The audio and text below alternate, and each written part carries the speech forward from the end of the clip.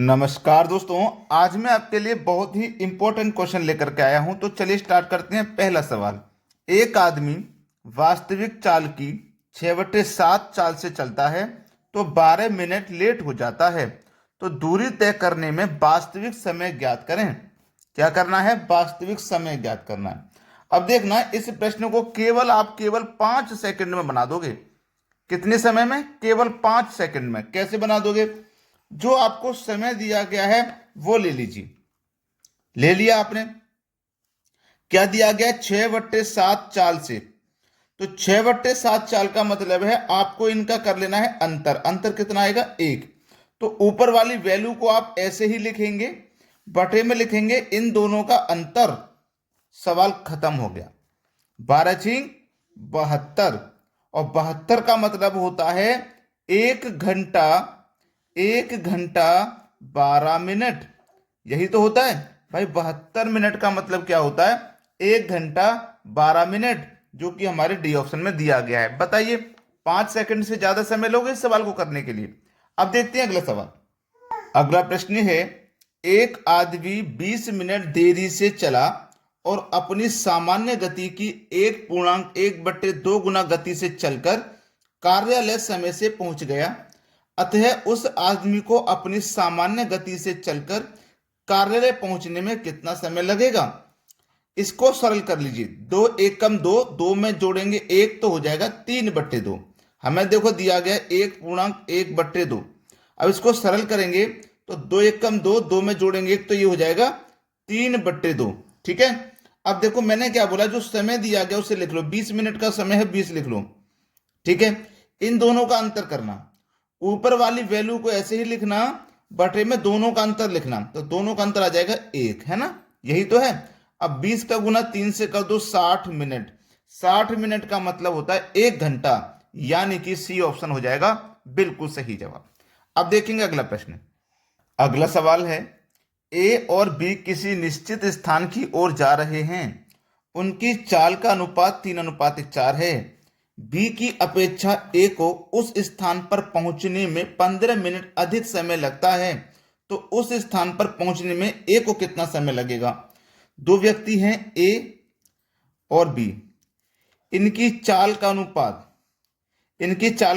है 3:4।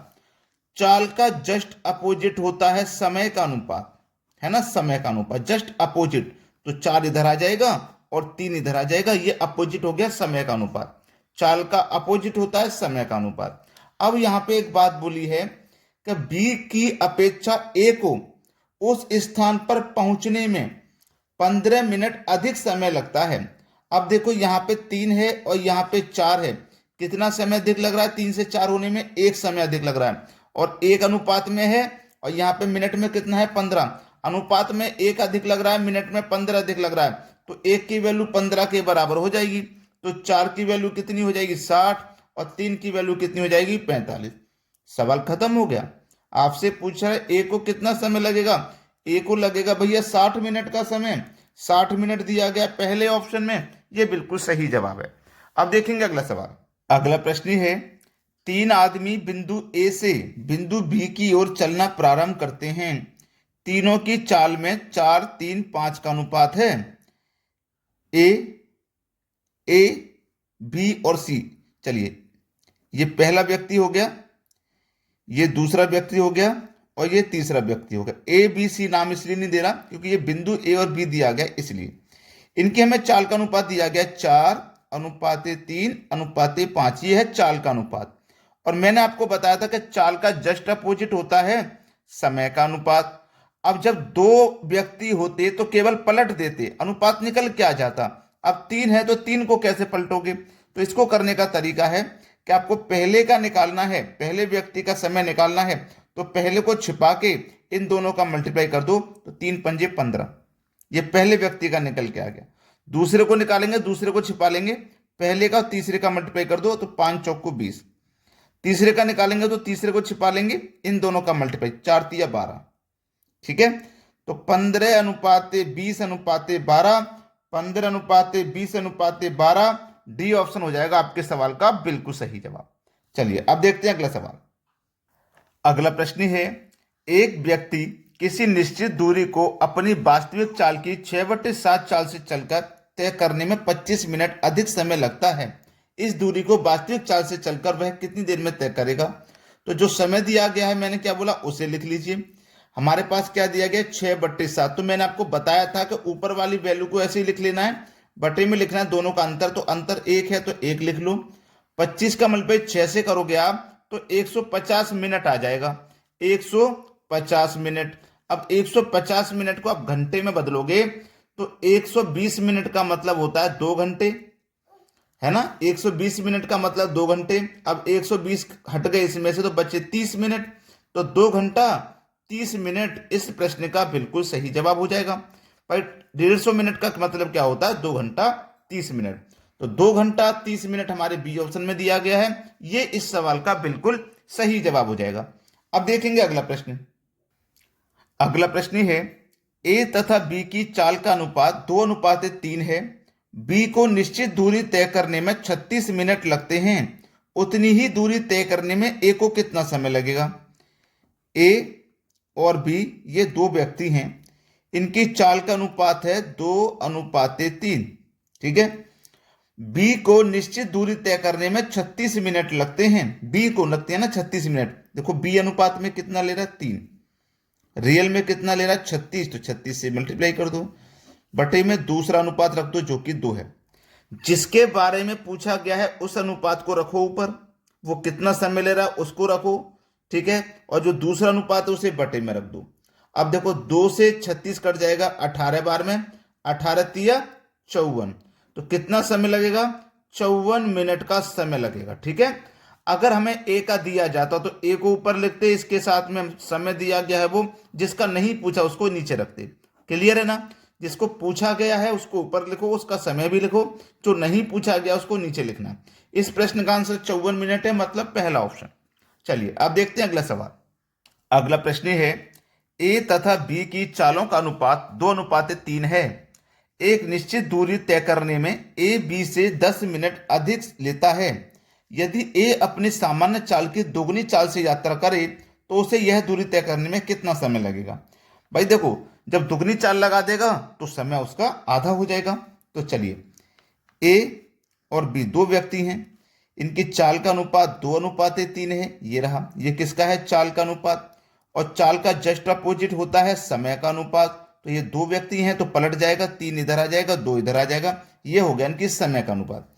अब बोला है ए बी से 10 मिनट अधिक ले रहा है।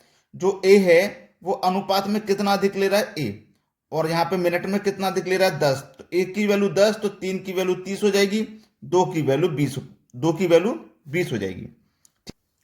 अब देखो, ये हमारे पास क्या था, चाल का अनुपात था ना। हमारे पास ये चाल का अनुपात है। अब दूरी पता करने के लिए देखो क्या करेंगे। अगर मैं इसके आगे 0 बढ़ा लूँ, इसके आगे भी 0 बढ़ा लेता हूँ, तो ये चाल हो जाएगी हमारी 20 किलोमीटर प्रति घंटा या 20 मीटर प्रति सेकंड। ये चाल हो गई ना। अब देखो, कोई भी दूरी है या कुछ भी है, ए की चाल हमारे पास 20 हो गई, बी की चाल हमारे पास 30 हो गई। ठीक है। और बी का समय हमारे पास 2 हो गया और ए का समय हमारे पास 3 हो गया। अब यहाँ पे ध्यान रखना कि मेरे पास कोई भी दूरी यानी कि 10 किलोमीटर की, इसको हम क्या कर रहे हैं, 10 की चाल से तय कर रहे हैं, तो 10 का समय लगेगा। ठीक है। अगर मान लीजिए हमारे पास ए और बी में कोई भी दूरी तय करने के लिए 20 का समय लगा, एक व्यक्ति को 20 का लगा तो दूसरे को 10 का लगेगा। क्यों लगेगा?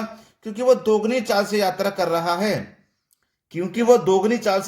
रहा है। इसलिए लगेगा आधा समय, इसलिए आधा समय लगेगा। ठीक है, आधा समय लगेगा। अब देखो 30 की चाल है, 1 घंटे में तय हो रही है। 30 की चाल 1 घंटे में तय हो रही है, तो 60 की जो चाल है वो 1 घंटे में नहीं, वो आधे घंटे में तय हो जाएगी। आधे घंटे में तय हो जाएगी 30 में। अब 30 में जब तय हो जाएगी और इसका आधा यानी कि दोगुनी चाल से यात्रा की गई, तो 30 का आधा कर दोगे आप 15।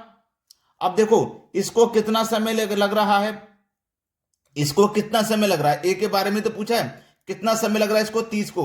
अब इसको 30 मिनट का समय लग रहा है। जब ये अपनी चाल को दोगुनी कर देगा तो समय इसको केवल 15 मिनट ही लगेगा। तो 15 मिनट सही जवाब है। आप कहोगे सर ये आपने क्या बता दिया, हमारी समझ में बिल्कुल नहीं आया। नहीं आया तो काट दो, डायरेक्ट समझाता हूं। देखो, ए को समय लग रहा है 30 का, बी को समय लग रहा है 20 का। ठीक है, ये इनका समय हो गया। अगर बी अपनी चाल को दोगुनी कर देगा तो समय आधा हो जाएगा। तो फिर बी अगर चाल दोगुनी कर देगा तो 20 मिनट का समय नहीं लगेगा, समय 10 मिनट का लगेगा, क्योंकि जब चाल दोगुनी कर दोगे तो समय आधा हो जाएगा। जब ए हमारा कोई काम 30 मिनट में कर रहा है, जब ये अपना स्पीड को दोगुना कर देगा तो 30 मिनट नहीं, आधा समय लगेगा, यानी कि 15 मिनट का ही समय लगेगा। क्लियर होगी ना बात सभी को? तो आपको वीडियो लाइक करना है सभी बच्चों को। ठीक है दोस्तों, धन्यवाद।